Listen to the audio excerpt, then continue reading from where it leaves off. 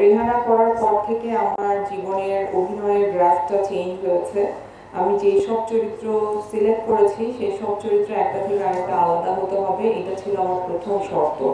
তো যখন ঈশা মার্ডারে আমাকে লীনা ক্যারেক্টারটার জন্য সানি ভাই অফার করেন, সানি ভাইয়ের সাথে আমার 7-8 বছর আগে আরেকটা কাজে কথা হয়েছিল। তো তখন আমি সানি ভাইকে বলেছিলাম যে যেদিন আপনি লিড ইনভেস্টিগেটিং অফিসার একটা মেয়েকে নিতে পারবেন সেদিন আসবেন, আমি কাজ করব। তো সানি ভাই 7-8 বছর পর আমার কাছে আবার আসেন এবং লিড ক্যারেক্টারটা নিয়ে আসেন।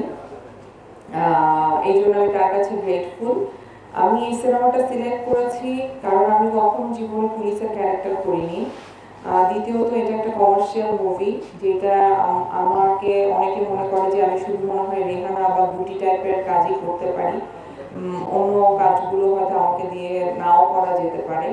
এটাও আমার এক্সপ্লোর করার ছিল। আর গল্পটা আমার ভালো লেগেছে। আর সানি ভাই অসম্ভব ভালো মানুষ এবং কাজ করতে গিয়ে আমি দেখেছি যে উনি খুব ভালো ডিরেক্টর। উনি আর্টিস্টদেরকে সম্মান করতে জানেন, বোঝেন, কাজটাকে বোঝেন। তো এই জন্যই সিলেক্ট করা ভাইয়া। ওয়ালটন আবারও মিলিনিয়ার অফারে ওয়ালটন ফ্রিজ কিনে আপনিও হয়ে যেতে পারেন মিলিয়নিয়ার। মিলিনিয়ার ছড়াছড়ি দেশ জুড়ে, এটা শুধু ওয়ালটনই পারে। আমার কথা হচ্ছে যে ঈদের 6টা ছবি আসছে, বা আমি জানি না 7টা না 6টা ছবি আসছে।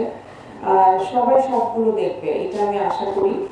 আর আমাদের সিনেমাটাও দেখবে, কারণ আমরা কাজটাকে অনেক ভালোবাসা দিয়ে করেছি এবং গল্পটা আমার কাছে তো খুবই ভালো লেগেছে। আমার ধারণা আপনাদের কাছেও ভালো লাগবে।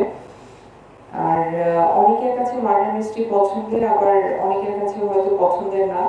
তারাও এসে একবার এক্সপ্লোর করতে পারেন, দেখতে পারেন। বিভিন্ন রকমের সিনেমা আসছে, এক একটা এক এক ধরনের সিনেমা। সো যার যেটা দেখতে ইচ্ছা হয় দেখবেন, কিন্তু সাথে অবশ্যই ঈশা মার্ডার দেখবেন।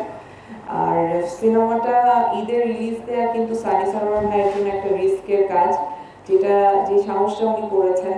বাংলাদেশে ফিমেল লিডার মানে কাজ হয় না বলে সেটা ঈদে রিলিজ হবে, এটা খুবই রেয়ার ঘটনা।